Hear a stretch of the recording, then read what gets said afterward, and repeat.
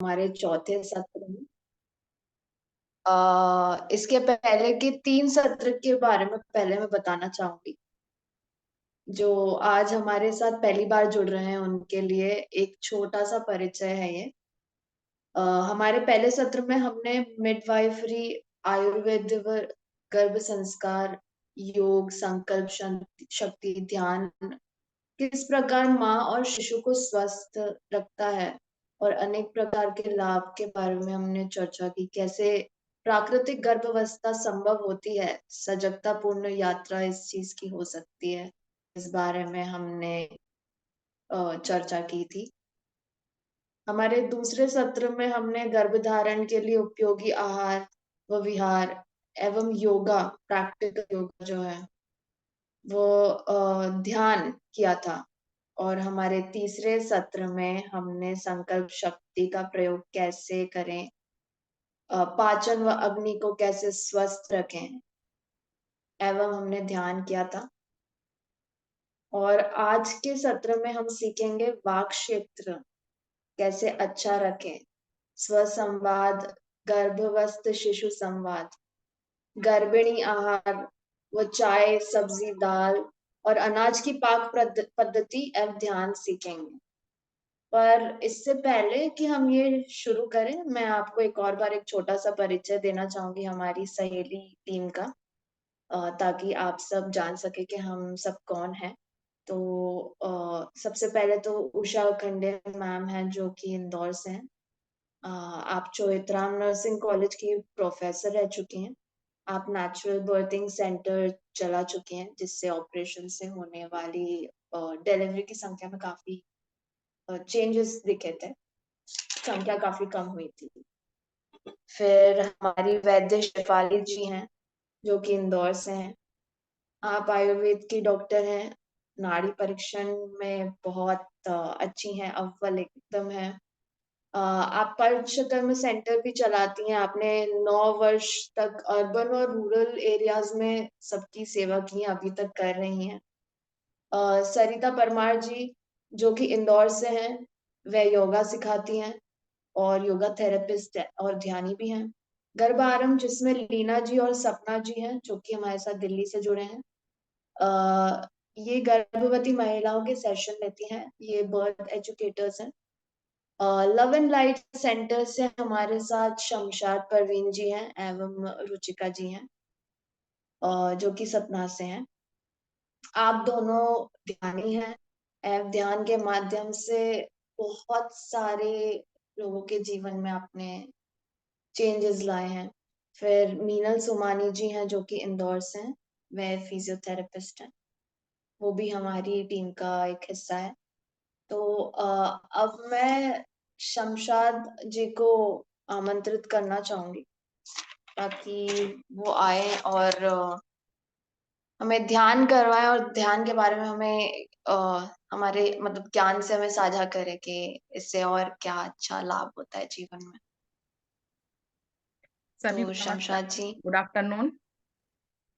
हम सब चलते हैं ध्यान की ओर। सबसे पहले ध्यान से शुरुआत करते हैं इस वर्कशॉप की।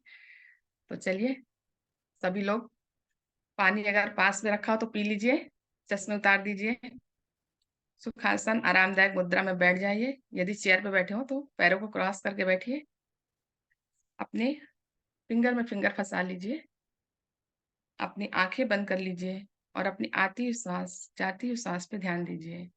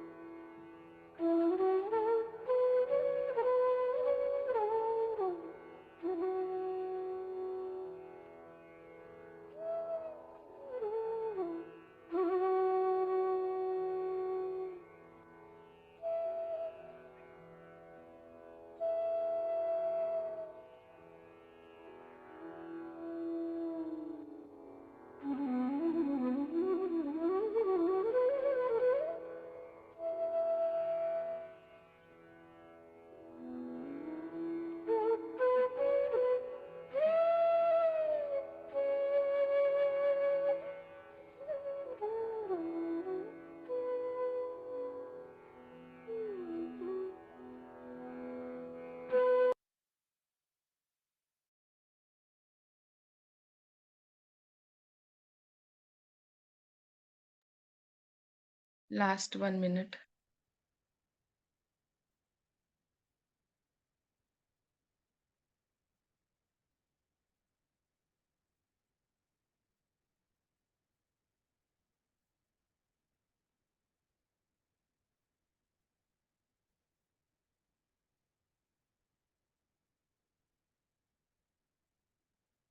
Thirty second.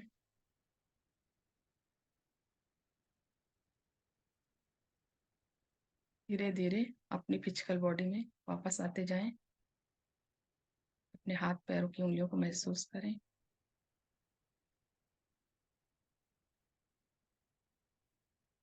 अपनी हथेलियों को खोलते हुए आंखों के ऊपर लाएं। 5 4 3 2 1 0। हथेलियों के पीछे ही आंखें खोल लें।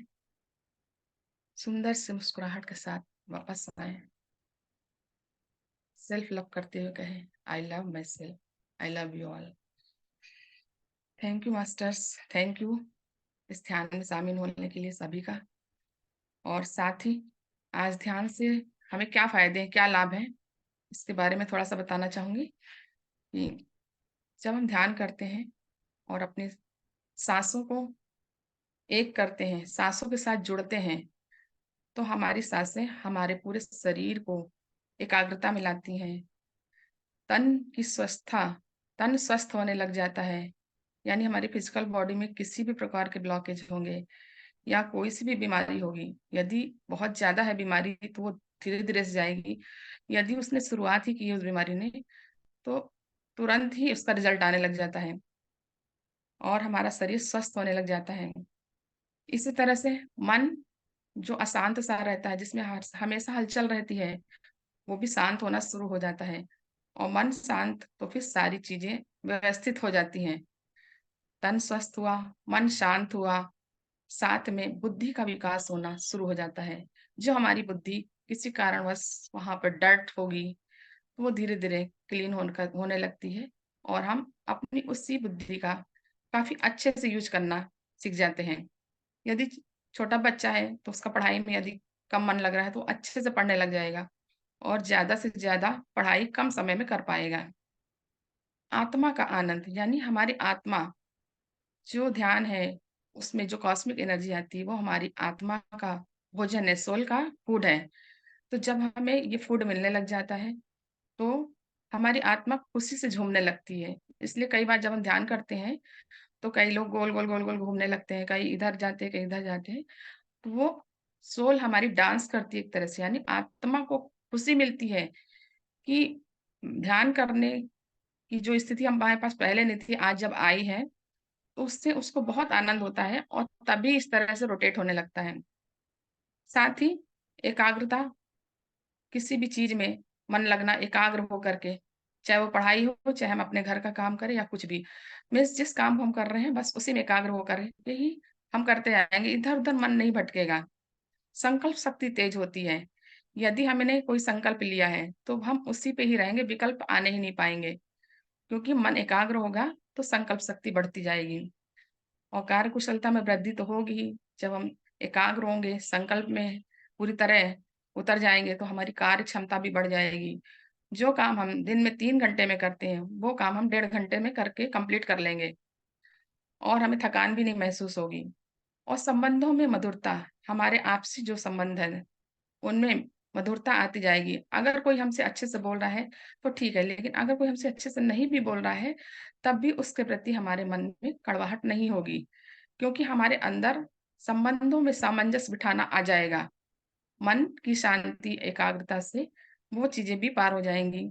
और अगर हमसे कोई अच्छे से नहीं भी बोल रहा है तो हम उसको नजरअंदाज करेंगे, ना कि ये कहेंगे ये क्यों नहीं बोल रहा है, ये मेरे साथ ऐसा क्यों है।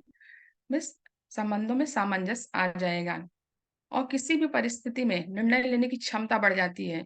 हमारी लाइफ में कितने बड़े से बड़े निर्णय आ जाएं, हम बिल्कुल विश्वास के साथ आगे बढ़ते जाते हैं और उन निर्णय को लेने की पूरी तरह से कोशिश करते हैं कि जो हम ले रहे हैं वो सच है और सही है, क्योंकि वो हमें ध्यान उसी लाइन में ले जाता है जिस लाइन में हमारा लाइफ का पर्पज है, जिस काम को हम करना चाहते हैं। बहुत ज्यादा ही निर्णय लेने की क्षमता में वृद्धि होती है। इसके अलावा मनी ब्लॉकेज, यदि आपकी लाइफ में मनी ब्लॉकेज है तो वो भी नॉर्मल होने लगता है। यदि किसी से संबंध बिगड़े हुए हैं वो भी ठीक होने लग जाते हैं। कहीं पर कुछ फंसा हुआ है, कोई चीज फंसी हुई है, सभी चीजें क्लियर होने लगती है। यदि हम कंसीव नहीं कर पा रहे हैं तो हम कंसीव भी कर पाते हैं। और यदि हम प्रेग्नेंट हैं तो अपने बच्चे को अगर संकल्प लेकर के और ध्यान की, मेडिटेशन की और योगा की, इन सभी शक्तियों के साथ अगर उस बच्चे को इस लाइफ में लाना चाहेंगे तो वो भी नेचुरल ही होगा, उसके अंदर भी वो संस्कार होंगे। ऑलरेडी जो हम मेडिटेशन से पा रहे हैं, उस बच्चे के अंदर ऑलरेडी वो चीज अपने आप आ जाएंगे, क्योंकि हम उसको पहले से ही वो चीजें दे रहे हैं। इसलिए हर प्रेग्नेंट लेडी के लिए बहुत जरूरी है कि हमें इन सारी चीजों पे काम करना पड़ेगा। और 10 मिनट, 15 मिनट से स्टार्ट कीजिए, फिर अपने आप ही टाइम बढ़ता जाएगा। हमें कुछ सोचना नहीं है, कुछ विचार नहीं करना है, बस जो भी होगा अपने आप होता जाएगा। बस हमको माइंड को अपने नॉर्मल करके शांति से बैठना है और खुशी से बैठना है, और खुशी तो अपने आप ही आती है ध्यान में। सभी लोग ध्यान में जो भी जुड़े हुए हैं आज की डेट में, सब शांत होकर के और खुशी खुशी बैठते हैं, और इससे ज्यादा जीवन में उनको कोई चीज अच्छी नहीं लग रही है, क्योंकि सबसे नंबर 1 में ध्यान ही है। मैं बस इतना ही कहना चाहूंगी, ज्यादा टाइम नहीं लूंगी। तो थैंक यू, सभी का थैंक यू। शेफाली जी, आपका भी धन्यवाद। और जितने भी मास्टर जुड़े हुए हैं उन सभी का धन्यवाद कि कुछ ना कुछ ध्यान से आपको सीखने को ही मिलेगा। ध्यान हर चीज आपको लाइफ में सिखाएगी ही। थैंक यू मास्टर्स, नमस्कार, धन्यवाद सबका सुनने के लिए। बहुत बहुत धन्यवाद शमशाद जी, आपने इतना सुंदर हमें ध्यान कराया हमेशा की तरह, और हमें कुछ बहुत अच्छी बातें सिखाई ध्यान से, किस तरह गर्भवती महिला जो है, अगर वो गर्भ धारण करना चाहती हैं, जो करना चाहती हैं मतलब, और जो ऑलरेडी धारण की हुई हैं, उनके लिए कितना अच्छा है ये। प्लस दूसरे ब्लॉकेजेस भी, दूसरे प्रकार के रिलेशनशिप और जितने भी आपने बताया, उसके लिए बहुत बहुत धन्यवाद आपका। बहुत अच्छा लगा ये सीख कर आपसे। तो अब मैं शेफाली जी को आमंत्रित करना चाहूंगी कि आज हम उनसे सीखें गर्भिणी आहार व स्वास्थ्यकर पाक पद्धति, जिसमें हेल्दी फूड से संबंधित पद्धति के बारे में आज हम इनसे सीखेंगे। तो मोर्चा संभालिए प्लीज। Thank you. एक तो मैं सभी से निवेदन करना चाहूंगी कि जिन्होंने अपना कैमरा नहीं ऑन किया प्लीज ऑन करें। ऑन करते हैं तो हमें भी अच्छा लगता है। Thank you Tanvi, doctor Tanvi, आप हमारे साथ जुड़ गए हैं। आज आपका अनुभव सुनेंगे। और हमारे साथ अंकिता भी जुड़ गई है लग रहा है। So it's really great, thank you so much. आप एक एक व्यक्ति जो जुड़ रहे हैं, पूरे सहेली टीम, क्या जितनी भी महिलाएं हैं उनको जो है जोरदार बूस्ट देने के लिए आप लोग साथ में हैं। तो वापस सबको बहुत बहुत धन्यवाद करते हुए अब थोड़ा सा 15 मिनट मैं आप लोग के साथ शेयर करना चाहूंगी। पिछली बार हमने चर्चा छोड़ी थी उस जगह पे कि हम अपनी अग्नि या हमारे डाइजेशन को हम कैसे अच्छा कर सके। तो अब हम उससे और आगे बढ़ते हैं कि हम एक तरफ तो हमारे अग्नि को बहुत सारे तरीकों से अच्छा रख सकते हैं, जैसा कि हमने पिछली बार बात किया था। अब हम थोड़ा बात करेंगे नेक्स्ट लेवल पे कि एक गर्भिणी के आहार में क्या क्या चीजें होनी चाहिए। तो आयुर्वेद में काफी लंबी सारी लिस्ट है, तो उस लिस्ट से मैं थोड़ा बहुत शुरू करूंगी। मिनट। क्या आप लोग को मेरा स्क्रीन दिख रहा है ना? हाँ, हाँ, ठीक तो है। और फिर मैं बात करूंगी कि कैसे हम अपनी पाक पद्धति या कैसे हाउ डू यू कुक, इस पे हम थोड़ा सा बात करेंगे।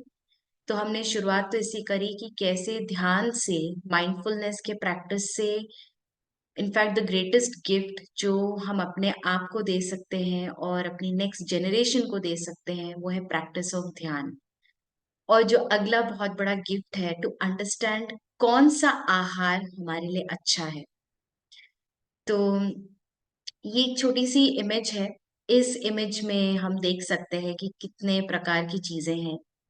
तो इसमें आप देखेंगे एक तरफ है दूध, और जब मैं दूध कह रही हूँ तो मैं यहाँ देसी गाय के दूध के बारे में ही रेकमेंड कर रही हूँ।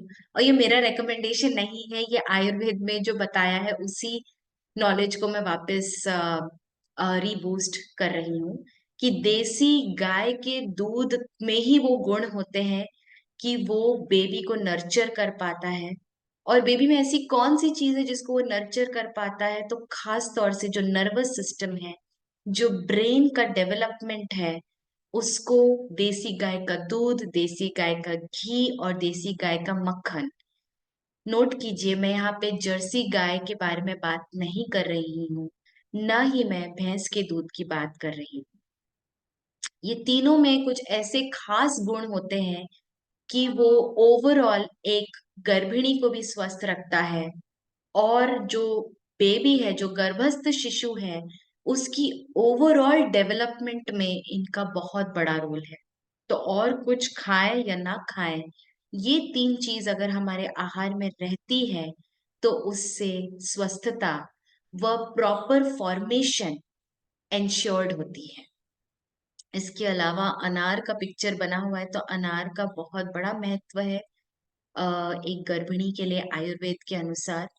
और अनार से बनी हुई बड़ी विशेष औषधियां भी हम लोग बनाते हैं गर्भिणी के लिए। उसमें से एक है दाड़िमादि घृतम, है ना? बस नाम बताने के लिए, जिससे कि आपको आइडिया लगे कि कैसे आयुर्वेद में अनार का अलग अलग तरीके से मेडिसिन भी बनाते हैं जो गर्भिणी के लिए बहुत ही यूजफुल होता है। इसके अलावा मैंने एक पिक्चर बनाया हुआ है कि जो हम आहार खा रहे हैं वो फ्रेशली कुक्ड हो। और तीसरा, हम ऐसी वनस्पतियों का प्रयोग करें जो गर्भावस्था को सपोर्ट करे। तो फ्रेंड्स देखिए, ये एक छोटा सा एक गाइडलाइन है। जिन लोग के पास पेपर पेन नहीं है, मैं सभी से अनुरोध करूंगी कि वो पेपर पेन रखें और इनको नोट करें इन सब बातों को। तीसरी चीज जो बहुत महत्वपूर्ण है गर्भावस्था में कि एक तो फ्रेशली कुक्ड फूड हो, दूसरा हम दालों को खाएं। चाहे वो मूंग दाल हो, चाहे वो मसूर दाल हो, चाहे अरहर की दाल हो, चाहे मोठ दाल हो। ये चार दालें ऐसी हैं जिसको बखूबी गर्भावस्था में लेना अच्छा रहता है। जो आजकल चल रहा है कि गर्भिणी को प्रोटीन डाइट मिलना चाहिए, और प्रोटीन के नाम पे उनको सोयाबीन खाने को कहा जाता है, या फिर प्रोटीन पाउडर मिलता है, प्रोटीन पाउडर दिया जाता है। तो इसके अलावा अगर हमारे आहार में ही, एक गर्भिणी के आहार में ही प्रतिदिन दाल अगर दिन में 2 बार है, तो और कोई प्रोटीन पाउडर खाने की जरूरत नहीं पड़ती है। हमारा आहार ही औषधि बन जाता है। इसके अलावा आयुर्वेद में एक बहुत सुंदर गाइडलाइन दी है कि सभी वो आहार का प्रयोग किया जाए जो स्वयं मधुर रसात्मक हो, जिसका मतलब ही ये है कि यहाँ पे व्हाइट शुगर की बात नहीं की जा रही है, अलग से गुड़ खाने की भी बात नहीं कही जा रही है, लेकिन जो आयुर्वेद में कॉन्सेप्ट है षड रस का, तो जो षड रस में से जो मधुर रसात्मक आहार होते हैं, जिसमें कि आपका अनाज भी हो सकता है, जैसे कि गेहूं हो सकता है, चावल हो सकता है, जौ हो सकता है, ये भी मधुर रसात्मक होते हैं, ये नेचुरली मधुर रस इनमें होता है, तो इनका हमें कंजम्पशन करना चाहिए। फिर हम आते हैं कि क्या चीजें हमको प्रेगनेंसी में अवॉइड करना है। तो देखिए, फ्रेश लोकल सीजनल सब्जियां और फल तो है ही, लेकिन जो आजकल हो गया है कि बेमौसम की सब्जियां भी ली जाती हैं गर्भावस्था में, तो उसके प्रति थोड़ा सा सजग होने की जरूरत है कि मान लीजिए कैप्सिकम नहीं आ रहा है तो हम क्यों जबरदस्ती खाएं उसको, गोभी इस मौसम की नहीं है तो भी हम क्यों खा रहे हैं, है ना। तो जितना हो सके हम रीजनल सीजनल सब्जियों का प्रयोग करें, जिससे कि बॉडी में एक नेचुरल बैलेंस बना रहे। जितना एक गर्भिणी अपने अंदर कंफर्टेबल महसूस करती है, उतना ऑटोमेटिकली बेबी को भी जो पोषण है वो सरल तरीके से मिलता है ना। फिर हम आते हैं कि किन चीजों को हमें अवॉइड करना चाहिए। तो एक ये जनरल लिस्ट मैंने यहाँ पे रखी है। जनरल लिस्ट में यही है कि जितना भी पैकेज्ड आहार है उसके प्रति सतर्क रहें, चाहे फिर वो बिस्किट्स ही क्यों ना हो, चाहे वो आजकल पैकेज्ड हल्दीराम के चने आते हैं भुजे हुए, उसको भी हम अवॉइड करें। हम क्यों ना अपने घर में ही उसको तैयार कर लें। जैसे पॉप्ड जौ आता है, पॉप्ड लैया आती है, इसको हम घर में तैयार करें एज कंपेयर टू पैकेज्ड। ऐसा मैं क्यों कह रही हूँ, क्योंकि जितना भी पैकेज फूड होता है उसमें वो बहुत सारी चीजें ऐसे डालते ही हैं जिससे कि वो प्रिजर्व्ड रहे, चाहे उसमें वो टार्टरिक एसिड हो, चाहे उसमें सिट्रिक एसिड हो, और चाहे उसमें वो गैस भरते हैं जिससे कि वो सीले ना। तो ये सारी चीजें अगर अच्छी होती तो क्या हम घर में ही नहीं करके रख लेते, लेकिन हम ऐसा घर में नहीं करते हैं, और इसीलिए नहीं करते हैं क्योंकि ये सारी चीजें हमारी बॉडी के बैलेंस को बिगाड़ते हैं। तो जितना हो सके अपने घर में ही इन सारी चीजों को तैयार करें। दूसरा चीज आयुर्वेद में बहुत क्लियरली मेंशन्ड है कि खट्टी चीजें अच्छी होती हैं, लेकिन विटामिन सी के चक्कर में हम हर दिन जूस निकाल निकाल के जब पीने लगते हैं, तो उससे चल के क्या होता है कि आयुर्वेद के अनुसार अति अम्ल रस जब एक गर्भिणी लेती है तो एक तो उसको एसिडिटी होने के चांसेस बढ़ते हैं, दूसरा जो बेबी है, बेबी के डेवलपमेंट में कुछ चीजें रुकावट के रूप में साबित होती है। तो इसीलिए दही का सेवन आजकल प्रोबायोटिक्स का कल्चर बन गया है इन द लास्ट 20 ईयर्स, तो खास तौर से कि आप कुछ खाओ ना खाओ दही जरूर खाओ। अगेन आयुर्वेद के अनुसार दही एक स्पेशल फूड है, स्पेशल सीजन में लेने की चीज होती है।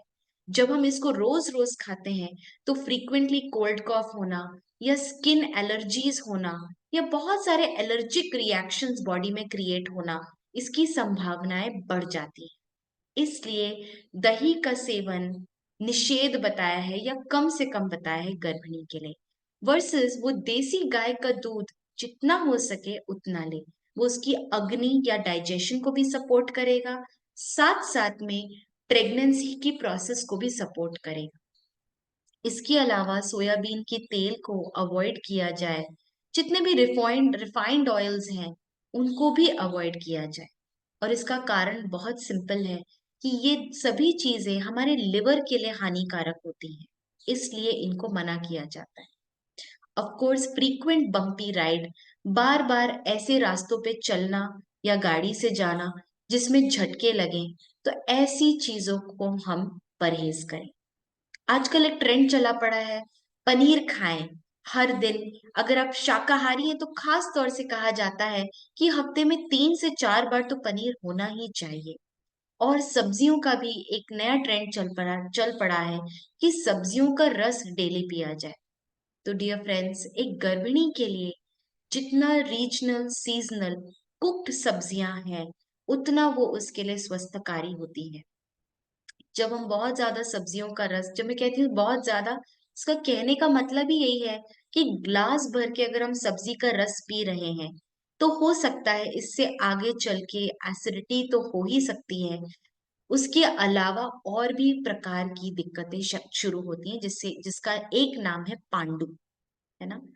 तो ये एक जनरल लिस्ट है जो कि मैं आप लोग के साथ साझा करना चाह रही थी। बहुत लोग को लगता है दूध पीते हैं तो पनीर में क्या फर्क है, घी खा सकते हैं तो पनीर क्यों नहीं खा सकते हैं। तो पनीर की बनाने की जो पद्धति है, उस कारण से पनीर की जो प्रॉपर्टीज हैं वो दूध की प्रॉपर्टीज से डिफरेंट होती है। क्योंकि आयुर्वेद में प्रोसेस करना, हर प्रोसेस का महत्व होता है। तो जो पनीर होता है वो शरीर में एक प्रकार से मेदवर्धक होता है, वो फैट टिश्यू को ज्यादा बढ़ाता है एज कंपेयर टू मक्खन, एज कंपेयर टू घी। घी मेदवर्धक नहीं होता है, बल्कि इम्यूनिटी को बढ़ाता है। ये दोनों में बहुत बड़ा फर्क है। तो इस कारण से पनीर का डेली कंजम्पशन या वीकली कंजम्पशन निषेध बताया है, इवन फॉर गर्भिणी। इसके बजाय कभी स्पेशली कभी बना लिया, 15 दिन में एक बार बना लिया, तो फिर भी ठीक है। यदि बहुत फ्रीक्वेंट पनीर का सेवन होता है तो बड़े फास्ट रेट पे वेट गेन होना या फैटी लिवर होना, इसकी संभावनाएं बढ़ जाती है। तो ये एक बेसिक गाइडलाइन है जो मैं आप लोग के साथ शेयर कर रही हूँ। और अगले हमारे जो गर्भ संस्कार के सेशन होंगे, उसमें मैं आप लोग के साथ शेयर करूंगी कि कैसे हर महीने कुछ स्पेशल डाइट भी बताए गए हैं, कुछ स्पेशल वनस्पतियां बताई गई हैं जो कि उस मंथ की जो शिशु की नीड है, गर्भस्थ शिशु की जो नीड है, डेवलपमेंटल स्टेजेस जिनको कहते हैं, और जो गर्भिणी की नीड है, दोनों को वो फुलफिल करता है। अब हम आगे बढ़ते हैं। एक एक लाइन में मैं आप लोग के साथ शेयर करूंगी चाय के बारे में, शहद के बारे में, दालों के बारे में, सब्जियों के बारे में, तड़का कैसे लगाते हैं उसके बारे में। तो सभी लोग आजकल चाय पीते हैं, और सब लोग जो चाय बनाते हैं उसको ऐसे पकाते हैं कि मानो वो काढ़ा पी रहे हैं। तो डियर फ्रेंड्स, हमको काढ़ा नहीं पीना है, हमको एक सिद्ध जल चाहिए, एक ऐसा डाइजेस्टिव वाटर चाहिए जो डाइजेशन को फैसिलिटेट करे। तो सभी को बताना चाहूंगी कि आज की कंडीशन में जो हम चाय पीते हैं और बहुत उसको पकाते हैं, वो खास तौर से अग्नि दुष्टि करती है, यानी हमारे डाइजेशन को और पुअर करती है। इसीलिए हेडेक होना, ब्लोटिंग होना, ये सारी दिक्कतें आती हैं। तो सभी से अनुरोध है कि वे ब्रू टेक्निक को अपनाएं, जिसका मतलब है कि जो चाय पत्ती है उसको एकदम लास्ट में डालें और उसको बिल्कुल भी ना पकाएं। और हो सके तो आप अपने चाय को फॉर्मेट ही कर दें। क्यों ना सिंपल जिंजर को बॉईल करें और उसको छान के थोड़ा सा लेमन डाल के उसको पी लें, या सिंपल जीरा, धनिया और सौंफ इसको उबाल लें और छान के 2-4 बूंद नींबू के डाल के उसको पी लें। तो ये कुछ ऑल्टरनेटिव्स हैं चाय के, जो एक गर्भिणी बहुत आराम से ले सकती है। जो कंसीव करना चाहते, जो गर्भ धारण करना चाहते हैं, उनके लिए भी ये बहुत उपयोगी है। और सभी से अनुरोध है कि जो गुड़ है बहुत अच्छी चीज है, लेकिन गुड़ की भी एक मात्रा होती है। तो हर जगह गुड़ डाल डाल के हम अपनी चाय को बेहतरीन मीठा कर लेते हैं। तो इससे इसके प्रति भी सतर्क हों। कभी कभी इनके बिना भी हम चाय का सेवन करें। फिर थोड़ा सा शहद के बारे में। तो शहद एक ऐसा इंग्रेडिएंट है, आयुर्वेद के अनुसार इट इज लाइक अमृत।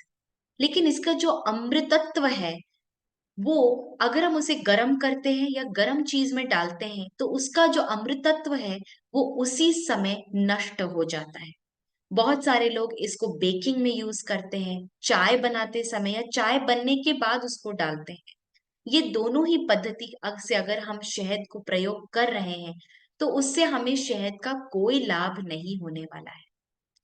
तो सभी से अनुरोध है, अगर वो शहद का कंजम्पशन करते हैं तो सिंपल उसको चाट लें, या फिर धनिया को भूने, जीरा को भूने, दोनों को भून के पाउडर बना लें।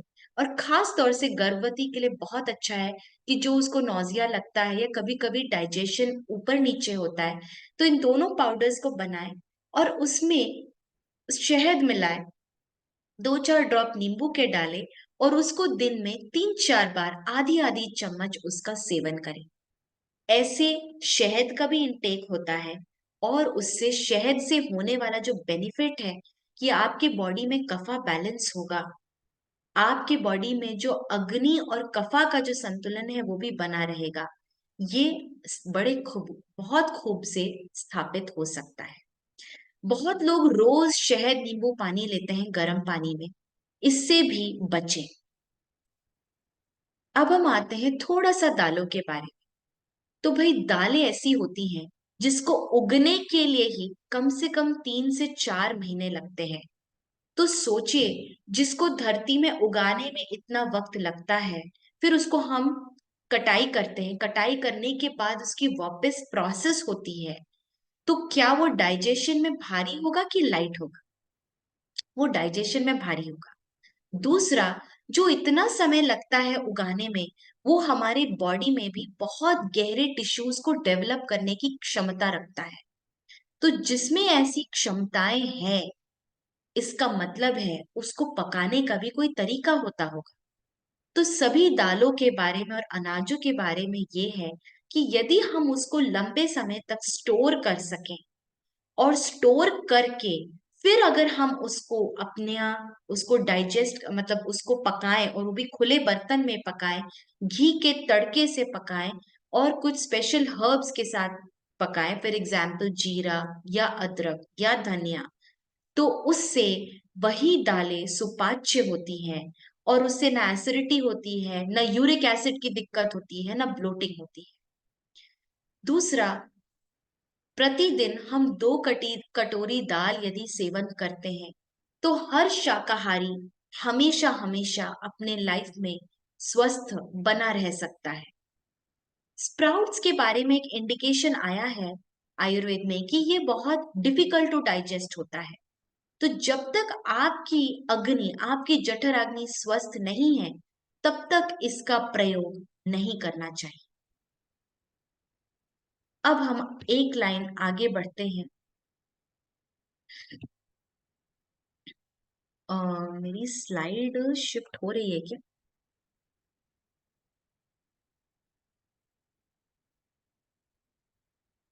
एक मिनट।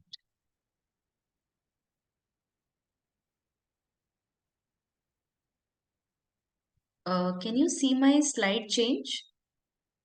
अभी तो ये अबाउट दाल से ही दिखा रहे हैं। अच्छा, ओके, एक मिनट, थोड़ा सा ये अटक गया है। एक बार मैं वापस शेयर करती हूँ।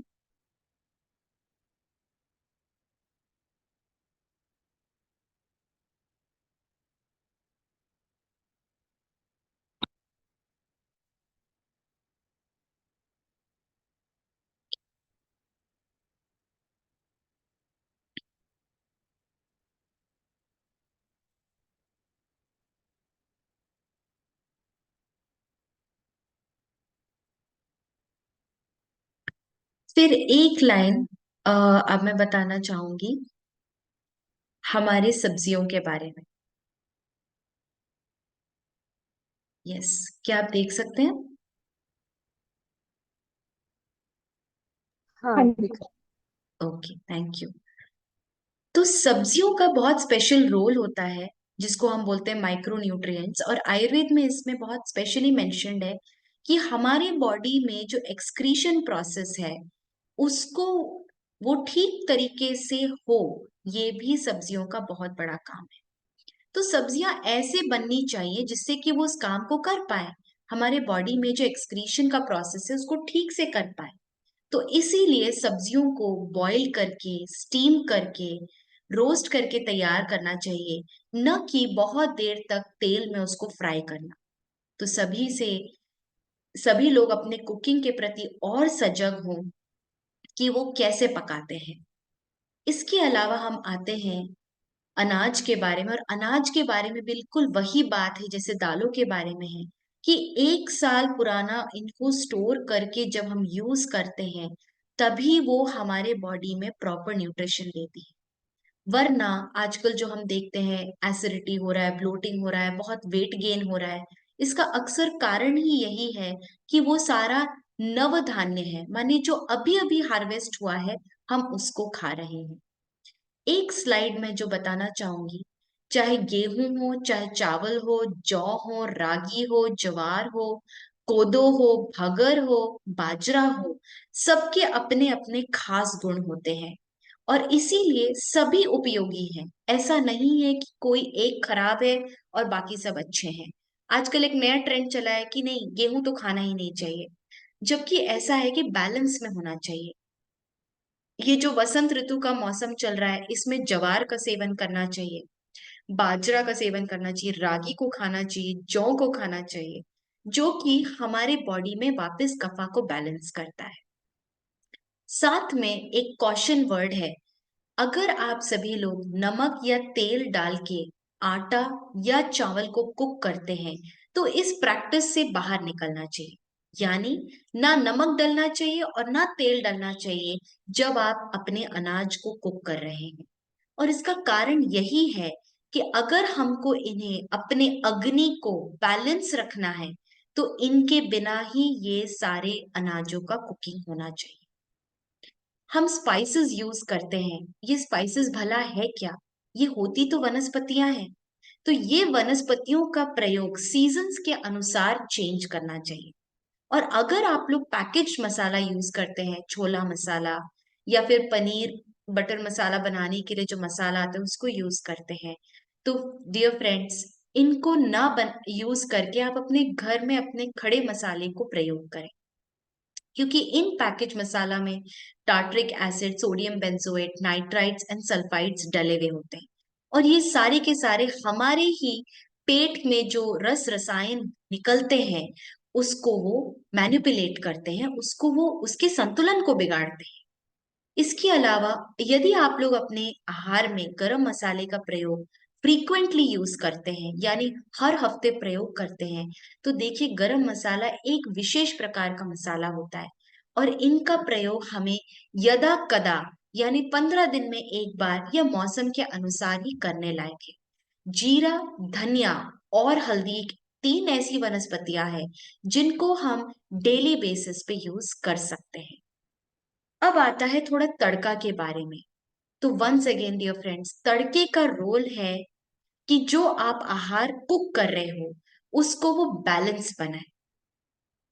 टेस्ट तो उसके साथ जुड़ा हुआ है लेकिन टेस्ट उसका प्राइमरी कारण नहीं है।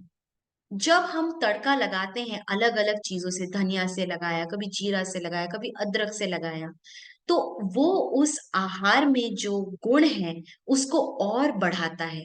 यानी जो आहार बिना तड़के के होता है उसमें जो पौष्टिकता है वर्सेस जो आहार तड़के के साथ होता है वो ज्यादा डाइजेशन को फैसिलिटेट करने के लिए होता है।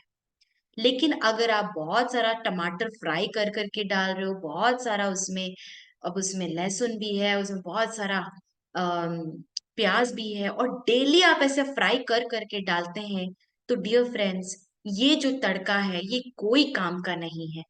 तड़के का काम होता है कि वो डाइजेशन को फैसिलिटेट करे। इस तरह का तड़का केवल और केवल हमारे बॉडी में एसिडिटी को करेगा और अल्सर बना देगा। सेम बात, खट्टा हमारे आहार में होना चाहिए, लेकिन क्या हमारा खट्टा इतना ना हो जाए कि मेन कोर्स ही खट्टेपन का हो। तो आजकल एक प्रचलन हो गया है, कोई सा भी मौसम हो टमाटर तो डलता ही है, कोई सा भी मौसम हो नींबू तो हम प्रयोग करते ही हैं। तो डियर फ्रेंड्स, ये सारी जो खट्टे हैं, अलग अलग खट्टे हैं, वो मौसम के अनुसार प्रयोग होना है। और कभी कभी कोई मौसम में नहीं भी खाए तो वो अच्छी बात है, क्योंकि तड़के का काम है to be an additive, not be the main course. ये बात बहुत महत्वपूर्ण है कि खट्टेपन से हम अपने आहार को इतना ना भर दें कि सिर्फ खट्टा ही खट्टा स्वाद आए, केवल तड़के का ही स्वाद आ रहा है, वो जो मेन सब्जी है उसका तो स्वाद ही नहीं पता चल रहा है। और आखिरी एक पॉइंट को मैं छूते हुए अपने बात को समाप्त करूंगी कि आयुर्वेद में बहुत सारे ऐसे कॉम्बिनेशंस बताए गए हैं जो विरुद्ध आहार कहे जाते हैं।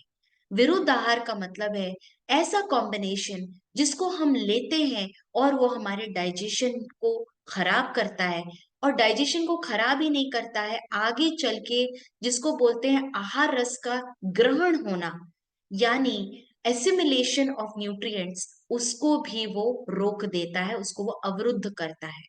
तो उसमें एक नंबर 1 है दूध को पपीते के साथ लेना, दूध को केले के साथ लेना, दूध को अनानास के साथ लेना। दूध अपने आप में बहुत अच्छा है, ये फल अपने आप में बहुत अच्छे हैं, लेकिन जब हम इनको साथ में ग्रहण करते हैं, साथ में मिलाते हैं या एक के बाद दूसरा तुरंत सेवन करते हैं, तो ये एक विरुद्ध आहार होता है। यानी ये हमारे जठराग्नि, हमारे रक्त धातु, हमारे ओज, हमारे इम्यूनिटी को और पुअर कर देता है। दूसरा, हनी को कुक करना, ये एक विरुद्ध आहार है। उपवास करने के बाद आलू का सेवन करना, साबूदाने की खीर खाना, ये भी एक विरुद्ध है। प्रॉपर हमने आहार खाया है और तुरंत वापस हम खाने के लिए बैठ जाते हैं, तो ये भी जिसको बोलते हैं munching even after a proper meal, इसको हमें थोड़ा देखना चाहिए।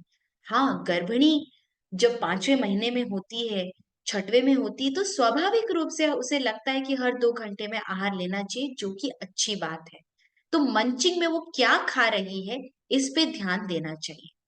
सॉल्टेड फूड खाना और साथ में खीर खाना, ये भी विरुद्ध आहार है। आइसक्रीम्स इन कोल्ड सीजन, ये भी एक विरुद्ध आहार है। बनाना स्मूदी खाना, आजकल बहुत सारे लोग स्मूदीज खाते हैं, और ये भी एक प्रकार का विरुद्ध होता है। विरुद्ध आहार से बहुत सारी दिक्कतें आती हैं, जिसमें कि इन्फ्लेमेशन, यानी बॉडी में अनायास ही बिना किसी कारण के सूजन होना, इन्फेक्शंस होना, जॉन्डिस क्रिएट होना, किसी भी कोई कारण नहीं है लेकिन फिर भी बॉडी में थकान बनी हुई है, बॉडी में कई बार हम अनीमिक हो जाते हैं, फोड़े फुंसी बिना कारण के निकलते हैं, इनफर्टिलिटी होना, और खास तौर से मेमोरी लॉस होना। अब मैं आप लोग के साथ एक रेसिपी शेयर करना चाहूंगी। पिछली बार मैंने ठंडाई की रेसिपी शेयर की थी, आशा करती हूँ आप में से कुछ लोगों ने जरूर उसको बनाया होगा। और आज मैं आप लोग के साथ एक नई रेसिपी शेयर कर रही हूँ, जो कि एक गर्भिणी सेवन कर सकती है। जो गर्भ धारण करना चाहते हैं वे भी इस रेसिपी को बना सकते हैं, है ना? तो कृपया करके इसका फोटो ले लें। इसमें प्राइमरीली खजूर का प्रयोग है, बादाम, सफेद तिल, अंजीर, खरबूजे के बीज और मखाने। और जो खजूर है, इनमें से बीज निकाल के घी में उसको बढ़िया से थोड़ा सा मंद आंच पे पकाएं, जिससे कि वो बढ़िया से सॉफ्ट हो जाए। उसके बाद बाकी जितने भी इंग्रेडिएंट्स हैं उनको छोटा छोटा काट के इसमें मिलाएं, और देखिए इसमें कोई वाइट शुगर नहीं है, ये अपने आप ही मीठा होने वाला है, और अपने आप ही ये बॉडी में आपके रस धातु, रक्त धातु को बल देगा, यानी आपके बॉडी की स्ट्रेंथ को बढ़ाएगा। यदि जरा भी अनीमिक कंडीशन है उसको ठीक करेगा, और कहीं से भी ये एक्सेस वेट गेन नहीं करेगा, यानी ये अधिक वेट गेन भी नहीं करेगा ना वेट लॉस करेगा, ये आपके वेट को बैलेंस करेगा। तो ये आयुर्वेद की ब्यूटी है कि आयुर्वेद पहचानता है कौन सी चीजें वेट बैलेंसर है, उसमें से एक खजूर है। तो अब मैं अपनी वाणी को विराम देते हुए अब मैं अब यहाँ रुकती हूँ। जिसको भी जो भी प्रश्न होंगे कृपया करके नोट करें। और अब सलोनी, मैंने बहुत अधिक समय ले लिया है, तो सबसे पहले जो हमारी 2 स्पेशल गेस्ट हैं उनका जरूर उनसे उनके अनुभव शेयर करा दें। बिल्कुल, जैसा कि आपने बताया था, पहली बात तो बहुत ही सुंदर आपने कंडक्ट किया कि कैसे कितना अच्छा होता है आहार हमारे लिए, तो उसके लिए बहुत बहुत धन्यवाद। और मैं चाहूंगी सभी खजूर की मिठाई बना करके प्रिपेयर करके एक बार ट्राई करें और हमें बताएं आपको कैसा लगा। मैं अब, जैसा कि हमने अपने ग्रुप में बताया भी था कि आज हमारे साथ दो ऐसे सुंदर उदाहरण है जो अपने प्राकृतिक गर्भधारण व भय मुक्ति, प्रसव और गर्भ संवाद के लिए औरों को भी प्रेरित करेंगे। तो मैं पहले डॉक्टर तन्वी वेलानी जी को बुलाना चाहूंगी कि वो हमारे साथ अपना एक्सपीरियंस शेयर करें प्लीज।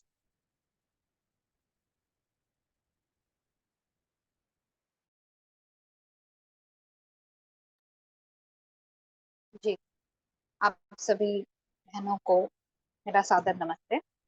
मेरा नाम डॉक्टर तन्वी है। मैं पेशे से डेंटिस्ट हूँ। शेफाली जी से मैं हैदराबाद में मिली थी। वे मेरी वैद्या भी रह चुकी हैं और मेरे काफी परेशानियों को भी उन्होंने दूर किया है। तो अब टू 1 ईयर, जब हमने 1 साल पहले प्लानिंग शुरू की थी, तब से हमने सबसे पहले तो अपना आयुर्वेदिक, ओके, मैं फिलहाल अ, मैं प्रेग्नेंट हूँ। 9 मंथ रनिंग है, ऑलमोस्ट टुवर्ड्स द एंड। अब सिर्फ पूछ निकलनी बाकी है, हाथ निकल गया है इस तरीके से। और तो सबसे पहले तो शुरुआत तो मैंने अपने आयुर्वेदिक क्या कहते हैं, इवैल्यूएशन से ही की थी। तो उससे फिर पता चला कि शरीर में क्या कमी है, क्या ज्यादा है, और अपने वात पित्त कफ को, अपनी नेचुरल प्रकृति को उत्तम से उत्तम स्टेट में कैसे लाया जाए और कैसे हेल्दी हेल्दी लाइफस्टाइल को अपनाया जाए। तो उससे मेरी शुरुआत हुई थी। तो मेरे ख्याल से वो होने से, वो उपचार देने से, कुछ योग वगैरह, मेडिटेशन वगैरह करने से, एक जो फियर होता है शुरू शुरू में, तो जब मैं फियर का रूट इस तरीके से हुआ था कि एक तो पहले ही हमें बहुत, यानी हम जब देखते हैं अवियर, हमें ओवर एक्सपोजर इतना हो जाता है मूवीज से, बाकी सारे लोगों के एक्सपीरियंस से इस प्रेगनेंसी को लेके, कि ऐसा होता है वैसा होता है, हम सुन सुन के ही इतने एंग्शियस हो जाते हैं। तो मैं उनमें से एक थी। और मुझे एक बहुत बढ़िया मौका मिला था अपने कॉलेज के समय में, कि मैंने डिलीवरी गायनी वार्ड में मैंने वॉलेंटरी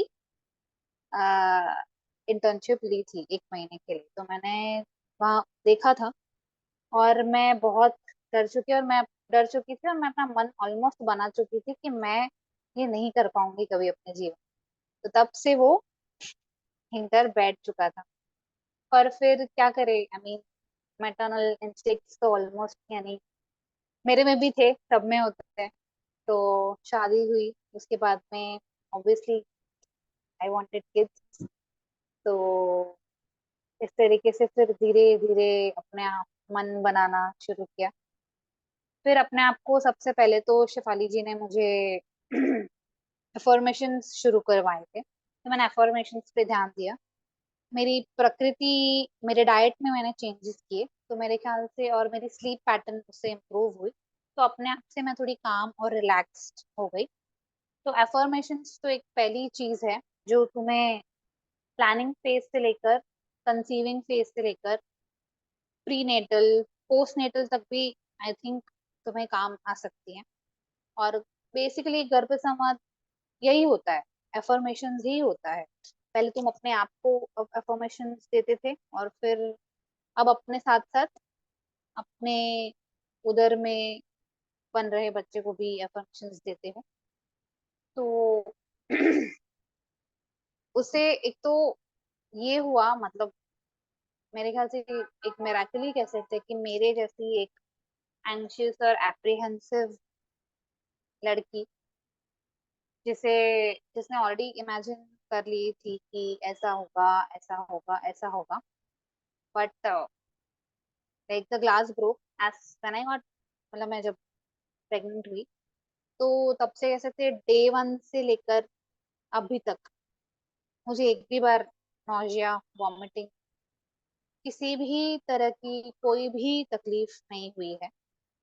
तो आई थिंक ये, और मैं जिन लोगों को भी कहती हूँ वो तो बस यही कहते हैं कि you just got lucky, but trust me I may be lucky, may be थोड़ा सा वो भी हो सकता है, डीएनए जेनेटिक्स तो अपना रोल प्ले करते ही हैं उसमें, मैं शायद लकी हो सकती हूँ। पर डेफिनेटली जिस हिसाब से मतलब मेरा एंजाइटी का ग्राफ जा रहा था उस हिसाब से तो मुझे बहुत सारी तकलीफें आ सकती थी या ऐसी प्रिडिक्ट हो सकती थी। पर ये रेगुलर मेडिटेशन से और एफर्मेशन से और अच्छी पुस्तकें पढ़ने से और अपने आप को बेसिकली नॉलेज बढ़ाने से कि एक्चुअल में क्या होता है, बिकॉज बहुत सारी चीजें यार सिर्फ तुम्हारे दिमाग में होती है, जबकि रियल में तो ऐसे बहुत सारे एग्जाम्पल्स भी होते हैं जिन्हें नहीं हुआ होता है कुछ, तो तुम उन लोगों से भी मिलते हो, उनसे भी बातें करते हो और लोगों का एक पॉजिटिव रिस्पॉन्स देते हो प्रेगनेंसी के लिए। तो बातें करो अपने जैसी और महिलाओं के लिए, as it said you know like it takes a village to raise a child. तो इस तरीके से, तो एक अपना विलेज बनाओ, talk to other women, talk to doctors, talk to, आप जिससे भी चाहें, जो भी डाउट्स हैं आप अपने डाउट्स क्लियर करें। वो डाउट्स क्लियर करने की वजह से जो और अंदर से जो एक सेल्फ टॉक होता है वो एक नेगेटिव सेल्फ टॉक से एक पॉजिटिव सेल्फ टॉक बन जाता है। फिर तुम्हें लगने लगता है कि हाँ तुम ये कर सकते, हाँ तुम ये, you can go through the whole journey. हाँ, तो उस वजह से जैसे जैसे अंदर अंदर अपने आप ही कॉन्फिडेंस थोड़ा थोड़ा, यानी मुझे याद है मैं अपनी शुरुआत जब हुई थी तो मैं अपनी मदर इन लॉ से कहती थी कि फिर मुझे वो ये बहुत एक जोक सा बन गया था कि मैं, मतलब मैं मदर इन लॉ वो मेरा मजाक उड़ाती थी कि तुम्हें तो अब कुछ होने की दवाई लेनी पड़ेगी, यानी तुम्हें उल्टियां होने की दवाई, तुम तो, क्योंकि मुझे इस बात की भी चिंता होती थी कि मुझे हो क्यों नहीं, मुझे मुझे नॉर्मल सिम्टम्स क्योंकि।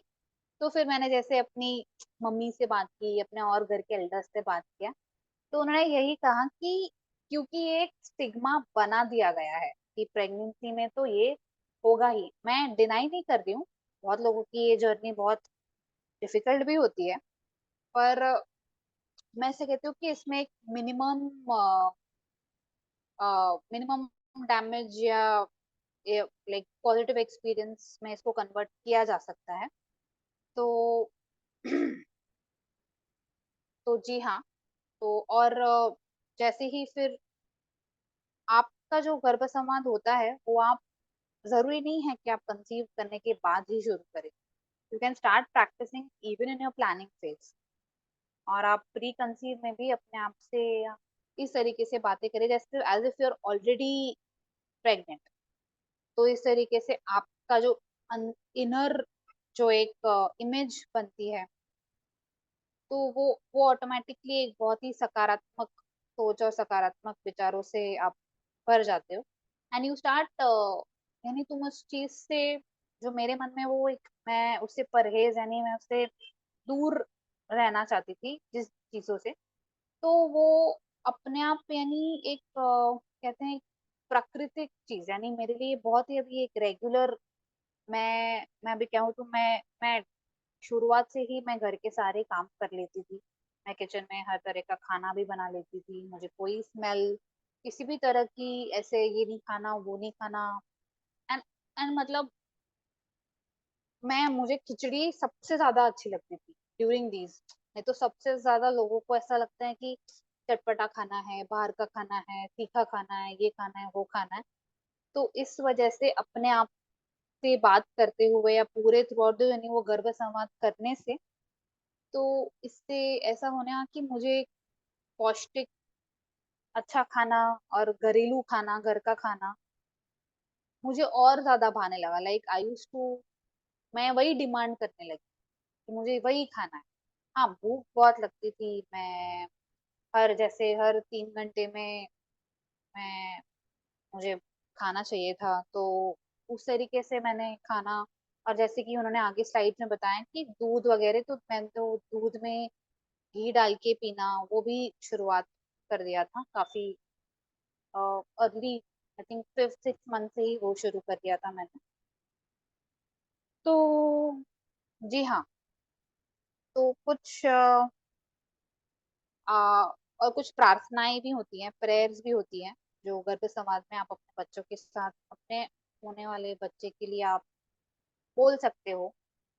तो और वो आपके अपने मदर टंग में होगी, जितनी आप वो सीख पाओगे, तो वो आपके लिए सबसे ज्यादा, आपके बच्चे के लिए सबसे ज्यादा हेल्पफुल होगी। और आपका और आप अपने बच्चे के साथ ओवरऑल कनेक्शन जो है वो ज्यादा कर पाओगे। मैं एक चीज शेयर करना चाहूंगी कि हाँ, ये चीज बहुत कॉमन है, मुझे ये बाद में समझ आया। पर सिंस ये मेरी फर्स्ट प्रेगनेंसी थी, तो मैं हर चीज के बारे में थोड़ी सी I was a little bit कि नहीं, सब ठीक से हो जाना चाहिए, सब ठीक से हो जाना चाहिए, मैं थोड़ी सी ज्यादा सोच रही थी।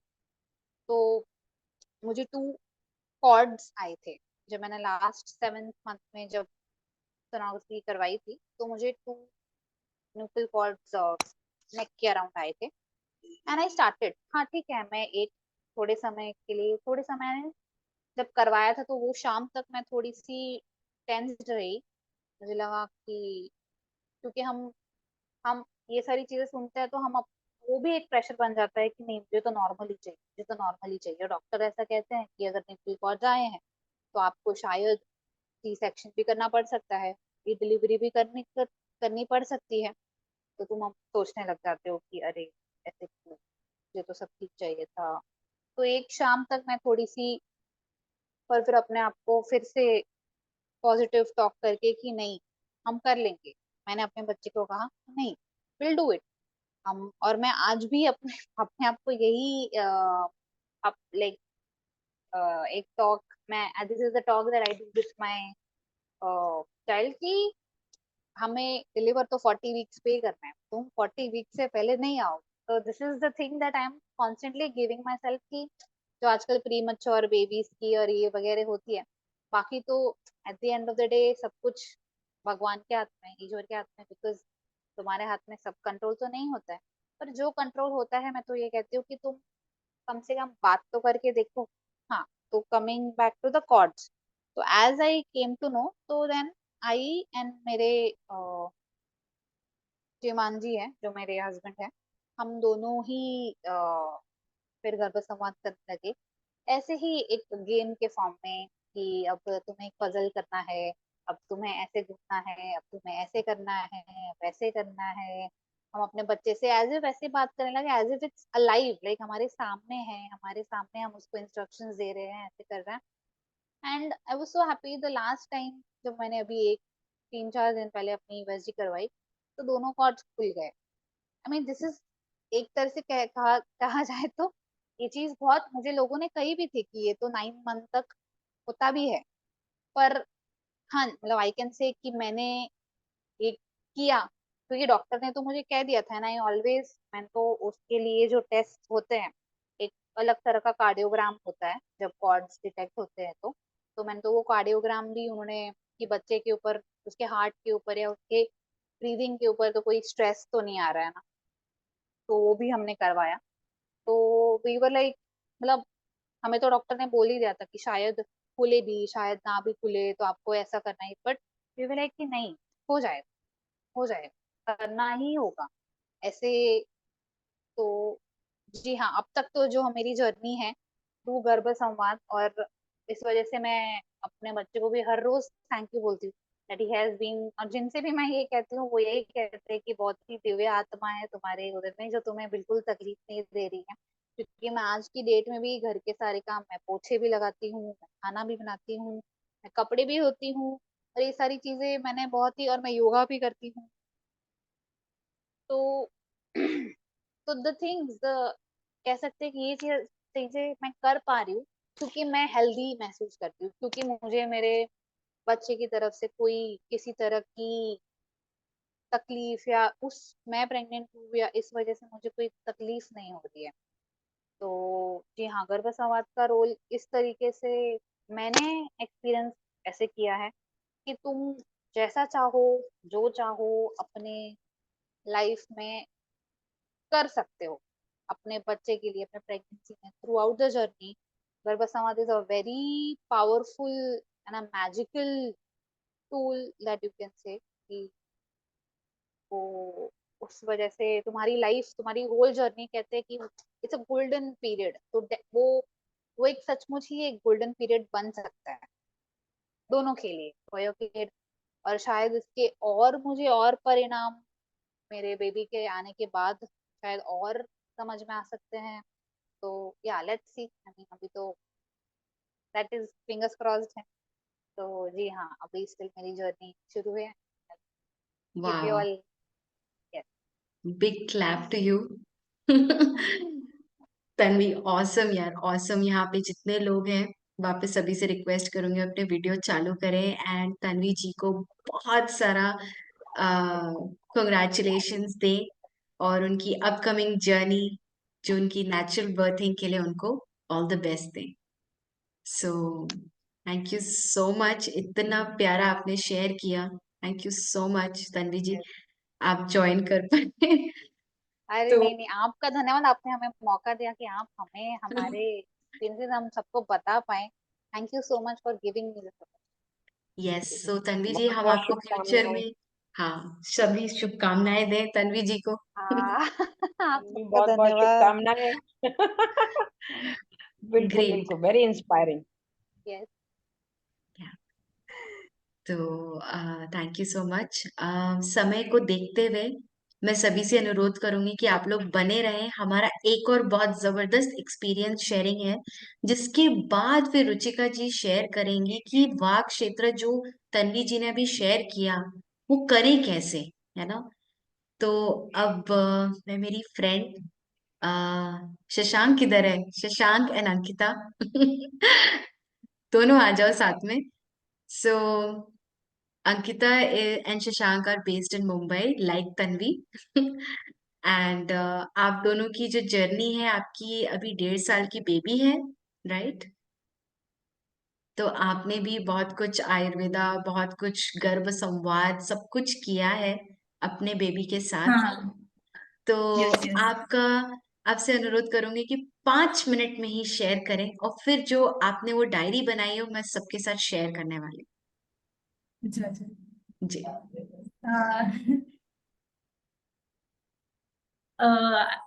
Hello everyone. और जो मतलब अभी बात नहीं एग्जैक्टली कर सकती, जो पूरे 9 मंथ्स थे ना, वो एक्चुअली बहुत ही ज्यादा गोल्डन टाइम था मेरे लिए। और मैं इनसे बात करती थी, हम बहुत पहले से शेफाली जी से जो भी मेडिसिन या फिर जो वो बताते थे वो फॉलो करती थी। तो थ्रू आउट 9 मंथ्स, ठीक है, मुझे नॉट इवन बैक पेन भी फील नहीं हुआ। एंड मैंने मतलब शेफाली ने बताया था कि डॉक्टर्स बोलते हैं प्रोटीन पाउडर लो या फिर कुछ और लो, तो मैंने वो भी कुछ नहीं लिया था। बट जो भी है, मतलब बेबी का जो इम्यूनिटी है इट्स वेरी स्ट्रांग। और मैं हमेशा बेबी से बात करती थी। एक मतलब सबसे ज्यादा मैंने उससे एक ही बात की कि as I am like working, तो मतलब बेबी रात को बहुत रोते हैं, रात भर जगाते थे, मतलब रात भर जगाते हैं सब बेबी, ऐसे मैंने सुना था। तो मैंने बेबी को हमेशा मतलब पेट पे ऊपर हाथ रखे कि बेबी देखो आपकी मम्मा वर्किंग है और मैं रात भर जाग नहीं सकती, तो आप भी पीसफुली सोना और मैं भी पीसफुली सोऊंगी। तो लिटरली मतलब अभी 1 year 6 months कंप्लीट हुए मेरे बेबी को अभी जस्ट। बट मुझे हार्डली याद है उसने कभी एक एक एक आधा दिन उसने जगाया, वो भी लाइक 10 11 30 तक।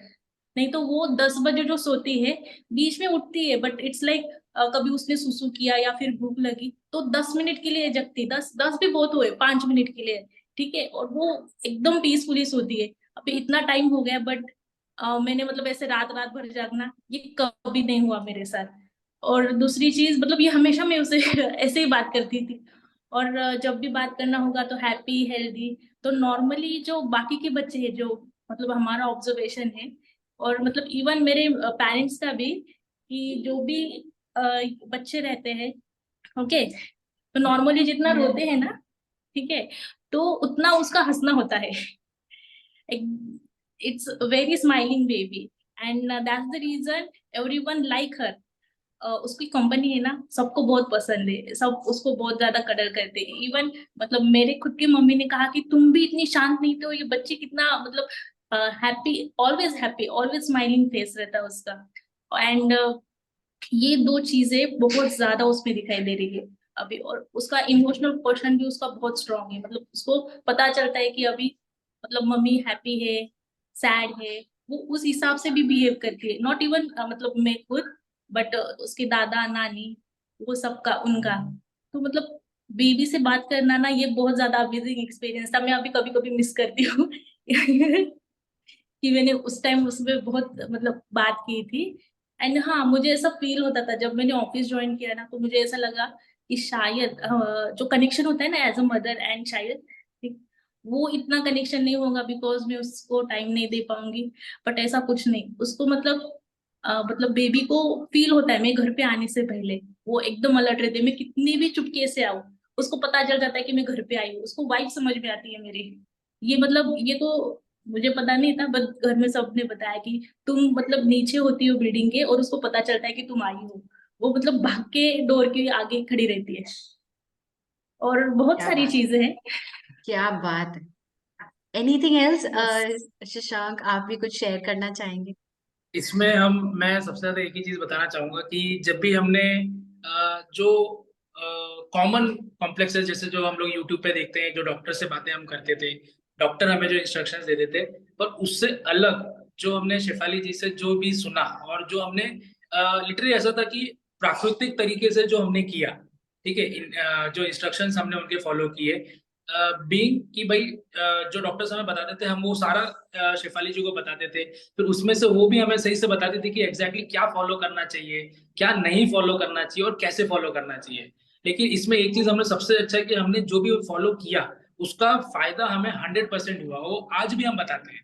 हमारे जितने जो दूसरे हमारे फ्रेंड्स हैं जिनको हमने भी काफी कुछ हमारे एक्सपीरियंस शेयर किए, तो जैसे भी इन्होंने बताया कि प्रोटीन पाउडर नहीं लेना चाहिए, हमने ये बातें कम से कम हमारे 10 प्रेग्नेंट फ्रेंड्स को बताया था, प्रेग्नेंट कपल्स जो थे जिनको उन्होंने हमने बताया, उसमें से बहुत लोगों ने हमको भी ये फीडबैक दिया कि सच में उसका फायदा हुआ। सबसे इंपॉर्टेंट चीज कि पूरे 9 मंथ्स 9 डेज हमारा जितना भी एक जो सफर था ना, वो हमारा बिल्कुल सेफ और हैप्पी गया एक्चुअली। मतलब उसमें कुछ भी जरा से भी नहीं, मतलब आजू बाजू के मतलब जो लोग हैं ना सोसाइटी के, वो देख के बोलते थे, अरे अभी तो आपका 9 मंथ हो गया, पूरा कंप्लीट हो गया, और आप इतने मतलब चलते हो, उठते हो, बैठते हो, एकदम इजीली मूवमेंट कैसे कर पा रहे हो आप? कुछ ये नहीं होता क्या? तो पेन नहीं होता क्या? इतना मत चलो या फिर इतना मत ये करो। तो उनको देख के ऐसे लगता नहीं था कि 9 मंथ्स मेरे अभी पूरे कंप्लीट हुए। वाह। और सबसे इम्पोर्टेंट तो अफर्मेशन, जो हमने अफर्मेशन किए वो हमें आज बहुत अच्छे से दिख रहे हैं इसमें। समटाइम आई फील कि मुझे और थोड़ा ज्यादा करना चाहिए था। नहीं, ये बात सच है, मुझे ये फील होता है कि मुझे और थोड़ा ज्यादा एफर्ट लेने चाहिए थे। But ठीक है, पर जितना अब भी है वो अप टू द मार्क है, एवरीथिंग। अब जितना भी इसी बेबी के बारे में सोचा था, सब एज इट इज। एक्चुअली अब मैं आप लोग के साथ शेयर करूंगी कि अंकिता और शशांक ने मिलके, मतलब मेनली अंकिता ने जो 9 महीने अपने बेबी के साथ बात किया, तो उन्होंने मिलके एक डायरी बनाई। एंड मैं इस वीडियो को प्ले करूंगी, एग्जैक्टली 1 मिनट का है। Can you see my screen all of you? Yes, okay. तो let's have a look.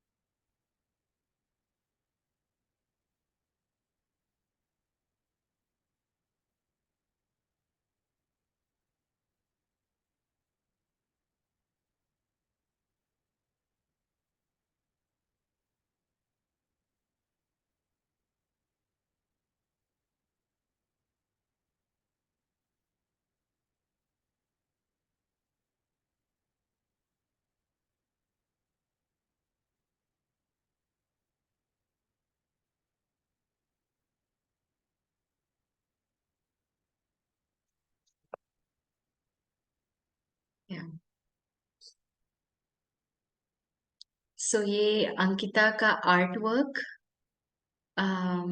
During her 9 months. Thank you so much. कुछ आप बताना चाहोगी? यस यस, मैं अभी भी कभी कभी वो अफर्मेशन पढ़ती हूँ, और ये like through out life time ये मेरे साथ एकदम ब्यूटीफुल मेमोरी है। थैंक यू फॉर दैट, ये आइडिया करने के लिए, बताने के लिए कि आप ऐसा करो। Yes, thank you so much Shefali. Thank you so much Ankita and Shashank, आप लोग जुड़ पाए और अपना एक्सपीरियंस साझा कर पाए, बहुत बहुत धन्यवाद. Doctor Tanvi and Ankita and Shashank, thank you so much. और अब हम सुनेंगे रुचिका जी को, जो इसी बात को बताएंगे कि वाक क्षेत्र हमको करना कैसे है. तो हमने 2 लोगों के लाइव एग्जाम्पल सुने हैं और कैसे उनको अपने अंकिता को अपने बेबी पे दिख रहा है. तन्वी जी ने इतने हद तक बात की है कि उसने अपने कॉर्ड भी हटा दिए. तो ये है वाक क्षेत्र या communication, soul to soul connect करने. ये जब हम फील करते हैं, जब हम इसको करते हैं, तो इसका रिजल्ट दिखता है. तो और समय लिए बिना अब मैं रुचिका को बुलाना चाहूंगी. सलोनी प्लीज इंट्रोड्यूस कर दे. बिल्कुल सुंदर सत्र के साथ हम आगे बढ़ेंगे। पहली बात तो आप दोनों को, तन्वी जी को और अंकिता जी को बहुत बहुत congratulations and all the best for your journey है। दूसरा, रुचिका जी को मैं बिल्कुल आमंत्रित करना चाहूंगी कि वो प्लीज आए और गर्भ संवाद और वाक क्षेत्र के बारे में हमें सिखाएं आज।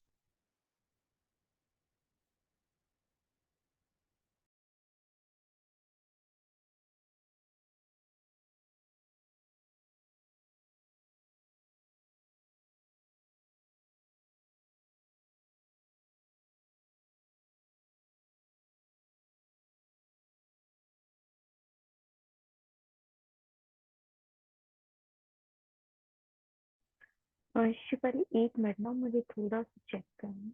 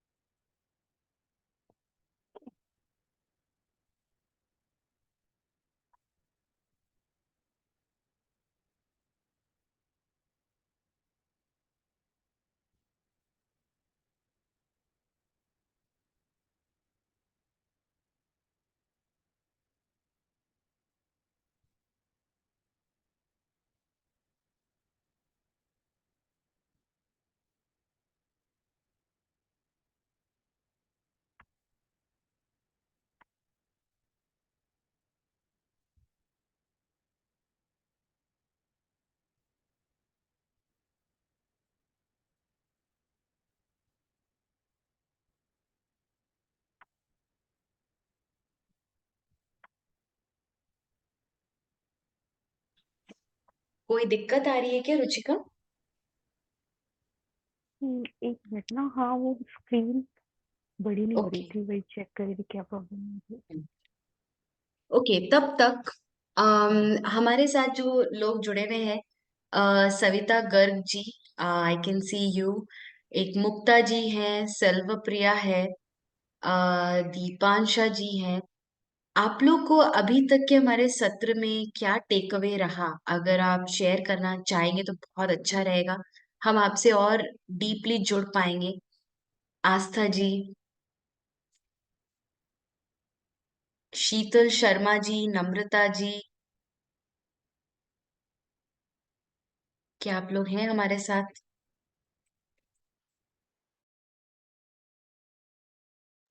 यस मैम, 1 मिनट बस, अभी कैमरा भी ऑन कर। ओके, सविता जी, दीपांशा जी, सर्वप्रिया, ख्वाजा जी,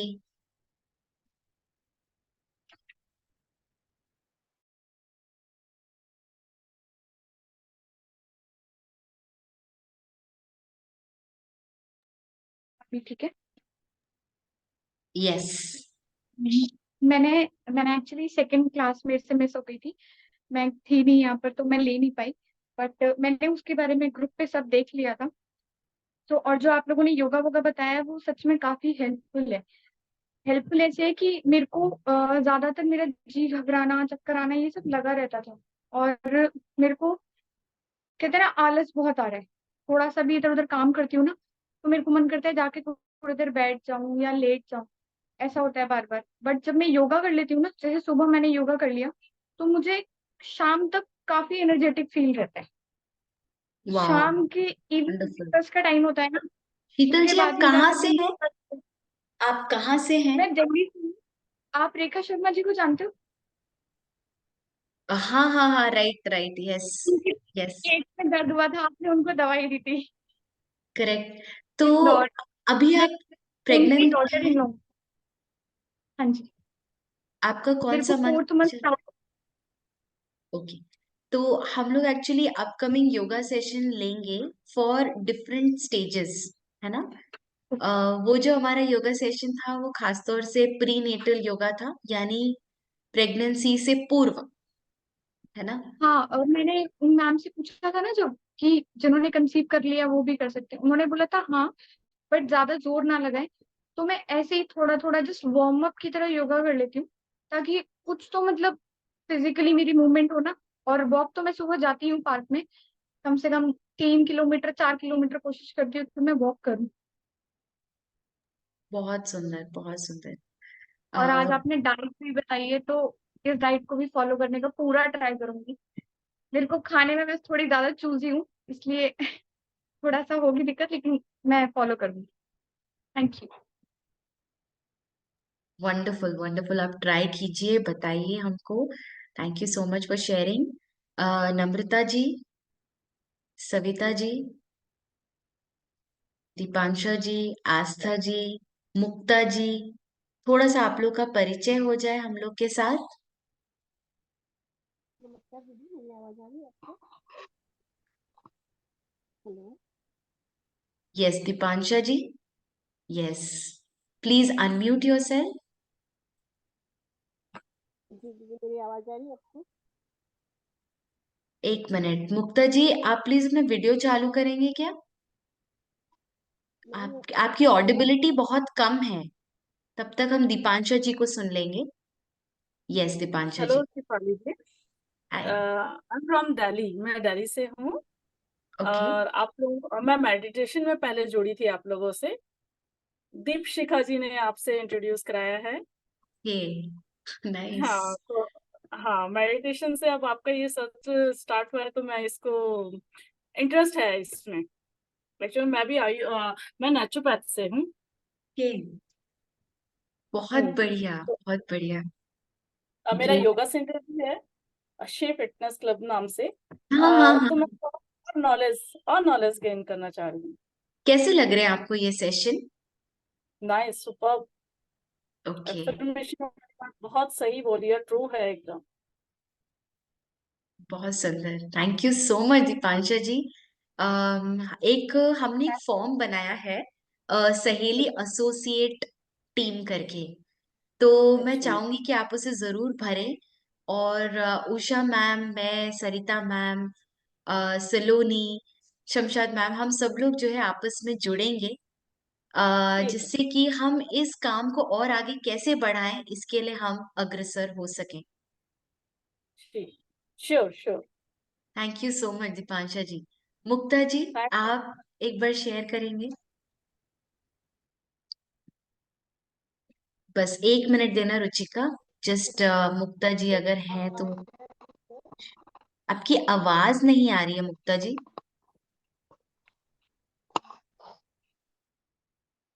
या Ruchika, you can start hello. Sharing the screen. Please share your screen. Yes. अभी आ रही मेरी आवाज? हाँ। थोड़ा मोबाइल को प्रॉब्लम है इसलिए आवाज नहीं होती है। और हमारे यहाँ लाइट गई है तो कैमरा तो अंधेरा मुक्ता दिख जी, रहा है। आपकी आवाज बिल्कुल नहीं आ रही है। आप या तो अपना हटा दीजिए, जो भी आप ईयरफोन लगाए हैं, डायरेक्टली बात कीजिएगा। बिल्कुल आवाज नहीं नहीं, आ रहा है। डायरेक्टली डायरेक्टली बात कर रही है। अभी आ रही मेरी आवाज? आ रही है, बहुत हल्की है। आप कहाँ से बोल रहे हैं? मैं पांडुला एमपी से बात कर रही हूँ। और मुझे आपके ग्रुप के बारे में एक दीदी से पता चला, उसका नाम तो मैं जानती नहीं हूँ। Okay, actually you are not at all audible. So Mukta ji, मैं आपसे डायरेक्टली फोन पे ही बात क्योंकि कुछ करती हूँ, नहीं होता। है ना? चलिए, thank you. Okay, Ruchika ji please start.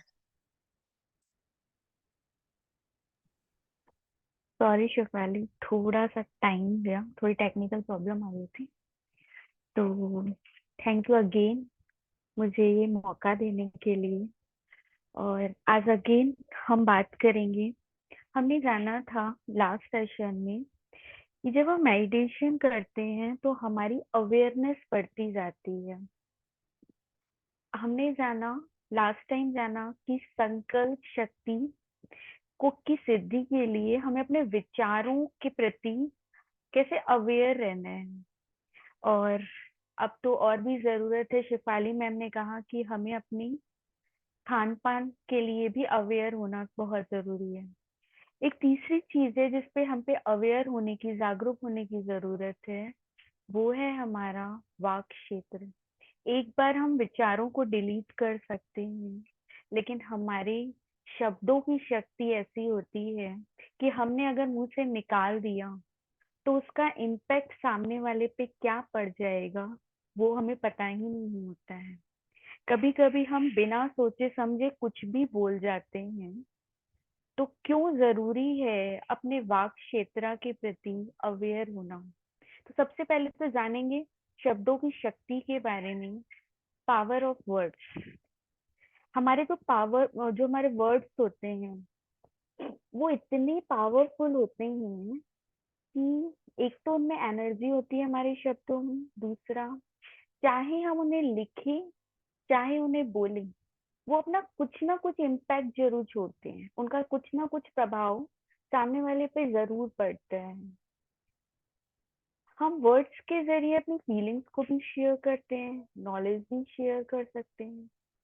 आपके वर्ड्स किसी की लाइफ को, किसी के मूड को कंप्लीटली चेंज करने की शक्ति तक रखते हैं।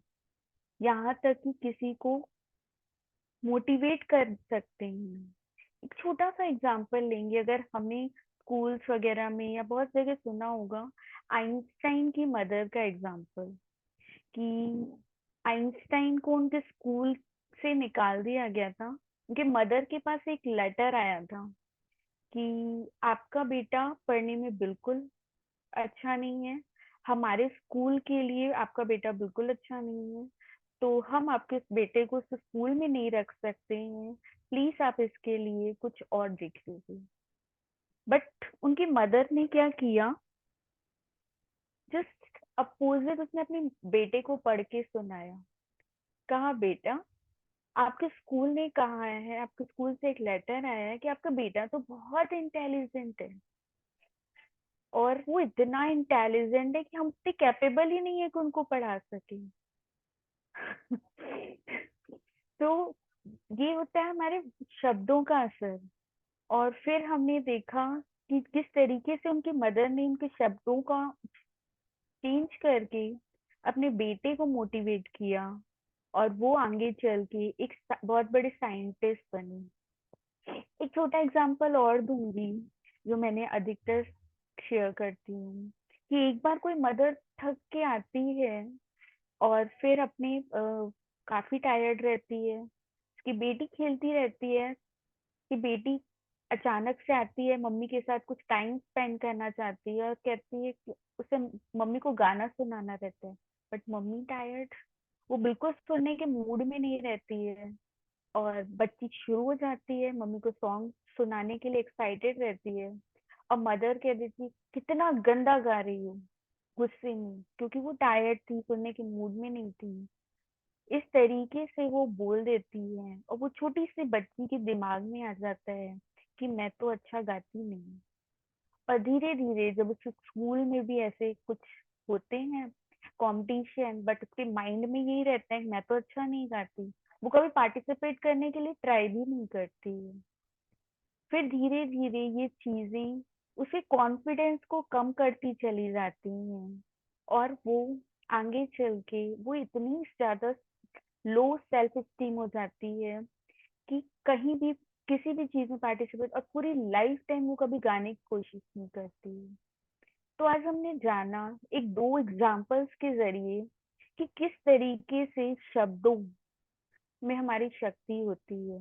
हमारे शब्द किसी को पूरी तरीके से मोटिवेट करने की शक्ति रखते हैं तो वहीं उन्हें उनके पाथ को बदलने तक की शक्ति रखते हैं। अब हम बात करेंगे कि इसीलिए कहा जाता है, एक बुक है 4 एग्रीमेंट्स, उसमें कहते हैं एक समझौता आप अपने साथ करिए, just be impeccable with your words.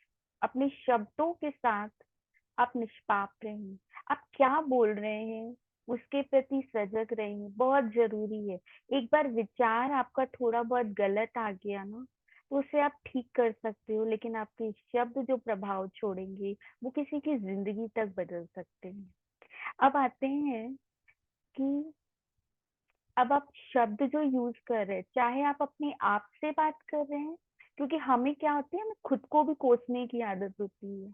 मैं तो बुरी हूँ, मैं तो बुरी मदद हूँ, मेरे से तो ये चीजें हो नहीं रही हैं, मैं कितना ट्राई कर रही हूँ। तो हमें अपने इन शब्दों पे भी ध्यान देखना है, जब हम चाहे हम खुद से बात कर रहे हो या किसी और से बात कर रहे हो। दूसरा, अपने इन शब्दों के वायरस को हमें दूसरों तक नहीं फैलाना है। साथ ही अगर कोई ऐसे वायरस को फैला रहा है तो अपनी अवेयरनेस के एंटीवायरस को यूज करना है इनके असर को खत्म करने के लिए। अब हम जानेंगे कि पॉजिटिव अफर्मेशंस क्या होते हैं।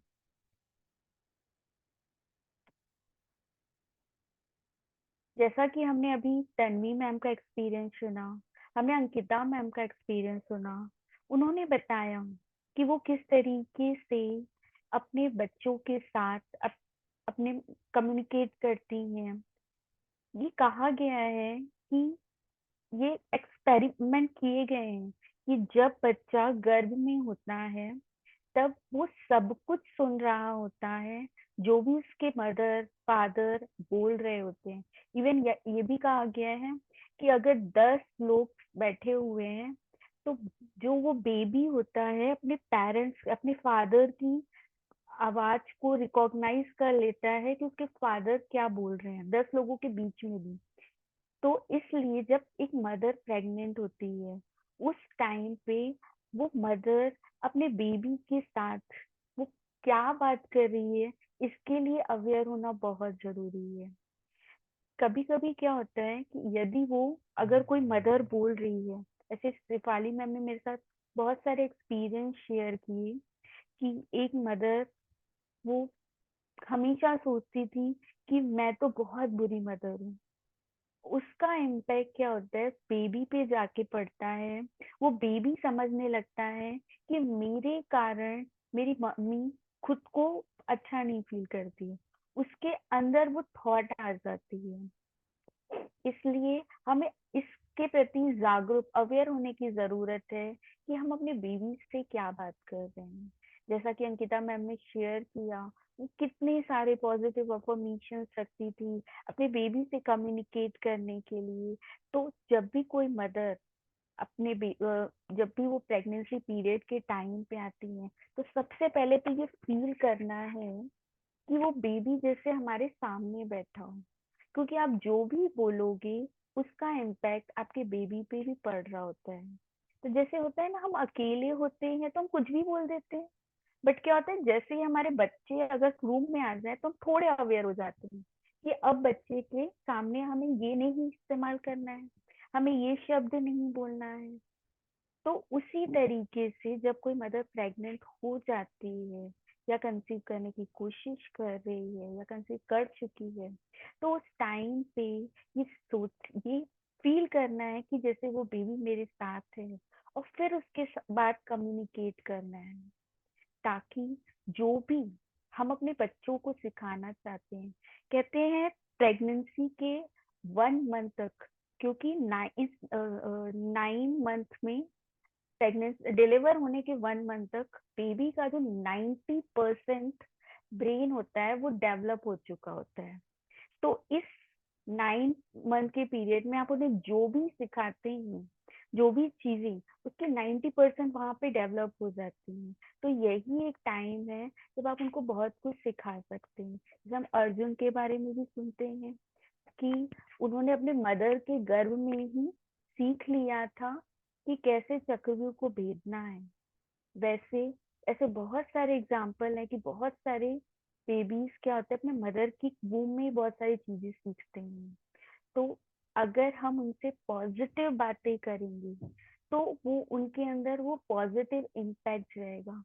अगर हम खुद ही अपने फैमिली के प्रति, घर वालों के प्रति हमेशा नेगेटिव रहेंगे, मेरी सास तो ऐसी है, मेरे साथ अच्छा नहीं कर रही है, तो वो इम्पैक्ट हम उनके बेबी में भी जाएगा। इसलिए बहुत अवेयर रहना है कि हम क्या बातें कर रहे हैं। अगर कभी कभार आपसे नहीं हो पा रही ये चीजें तो हम उसे पॉजिटिव वे में ले सकते हैं कि सॉरी बेबी, मैं आपके लिए नहीं कर पा रही हूँ, but I love you so much, I want to do so many things, but it's okay अगर मैं नहीं भी कर पा रही। उसके लिए गिल्ट में नहीं जाना है कि मैं कर क्यों नहीं पा रही हूँ, उसे भी पॉजिटिव वे से लेना है। क्योंकि जैसा मदर उस टाइम पे रिएक्ट करेगी चीजों को, वैसा ही इम्पैक्ट उसके बेबी पे भी जाएगा।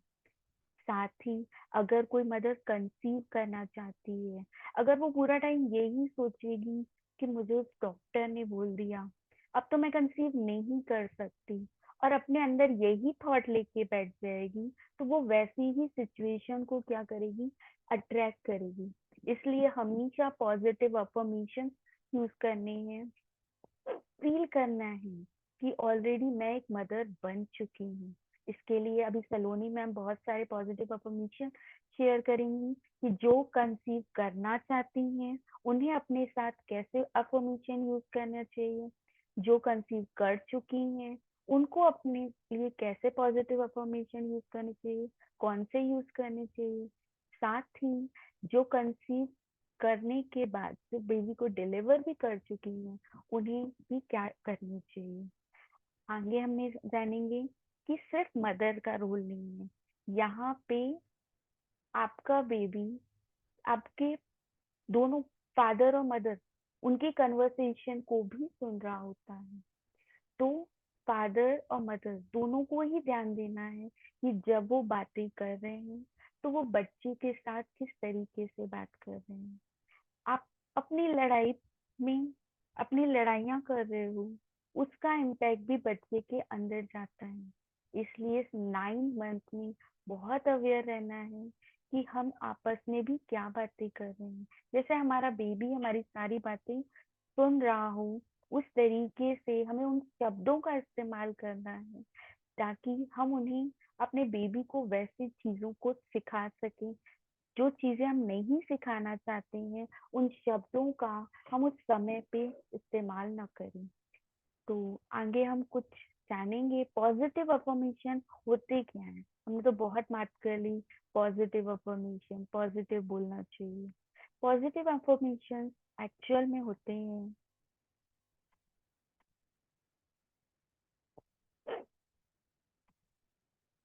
कोई भी पॉजिटिव सकारात्मक शब्द, कोई भी वर्ड हो, फ्रेज हो, सेंटेंस हो, वो पॉजिटिव होना चाहिए।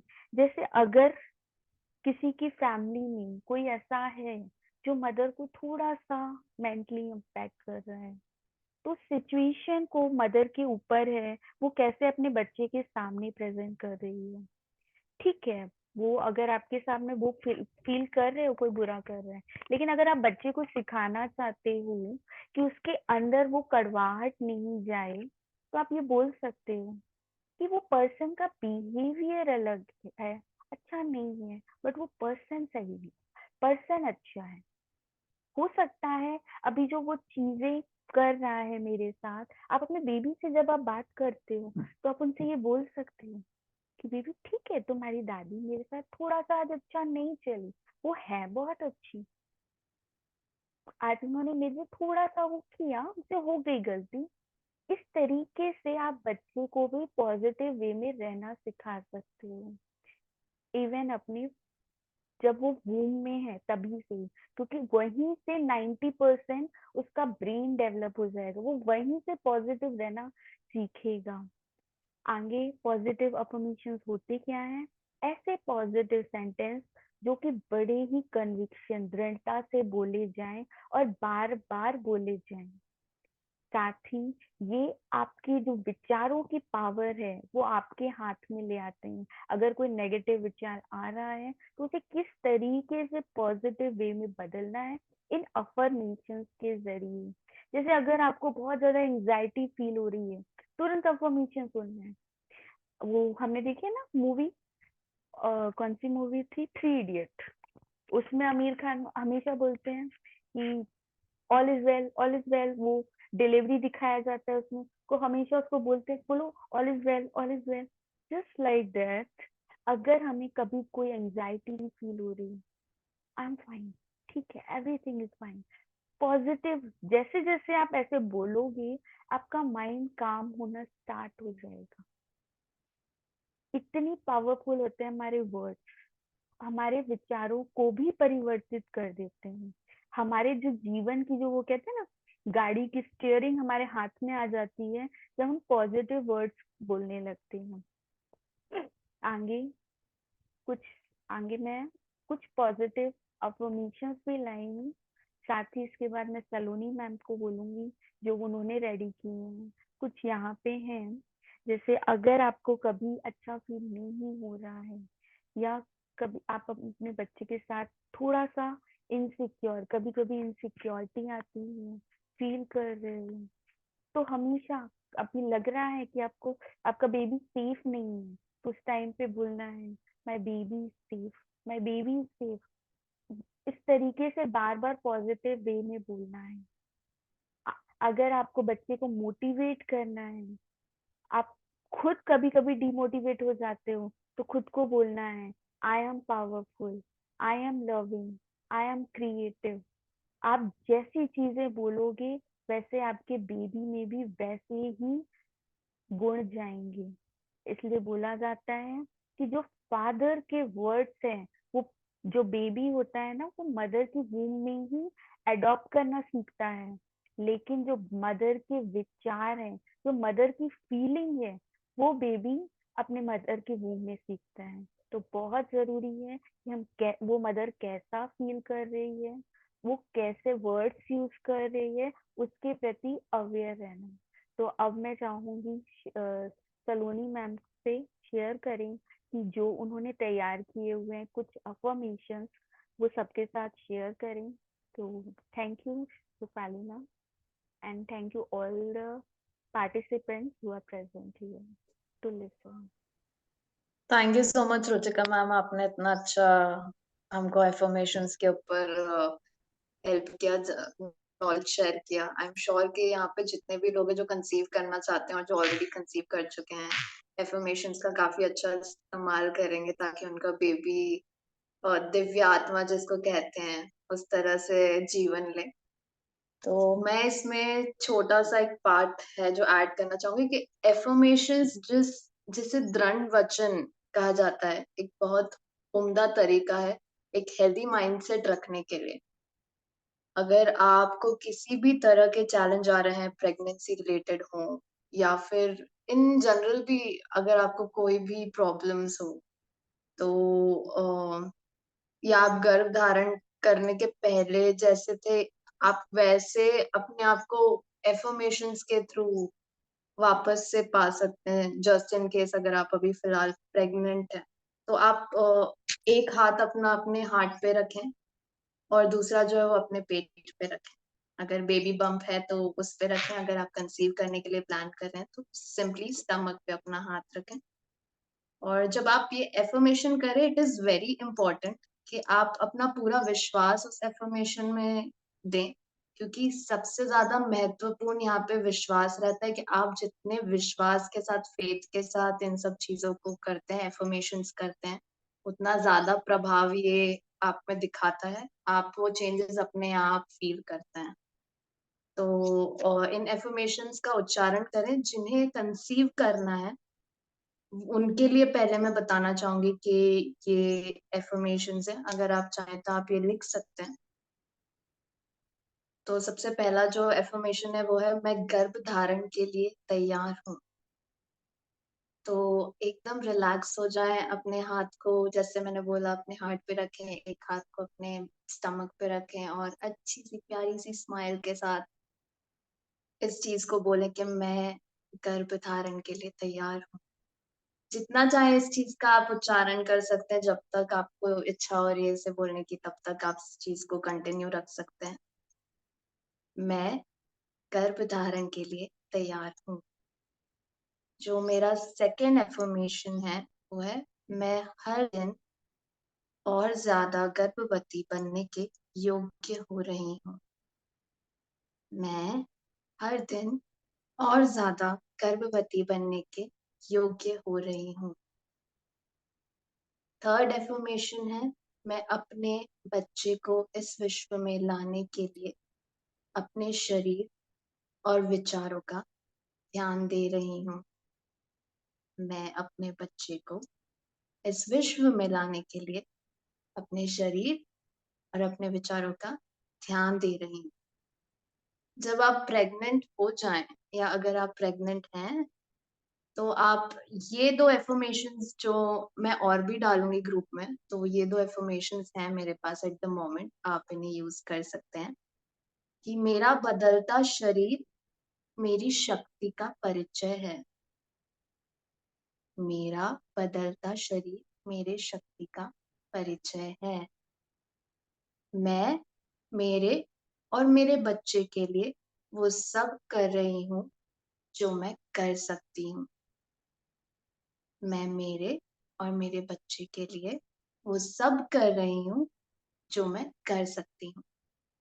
तो इस तरह के और भी पॉजिटिव एफर्मेशंस रहेंगे जिनको आप जितना ज्यादा एफर्म करेंगे ये और मैनिफेस्ट होंगे आपकी लाइफ में। आप सबकॉन्शियसली उस चीज को मैनिफेस्ट करेंगे और ये आप खुद देखेंगे इसके रिजल्ट्स कि आपका बेबी, जैसे हमें शशांक जी और अंकिता जी ने बताया कि उनकी डॉटर जो है वो इतनी शांत है, काम है और स्माइलिंग है और मैच्योर है अभी से, जबकि she is just 1 year old.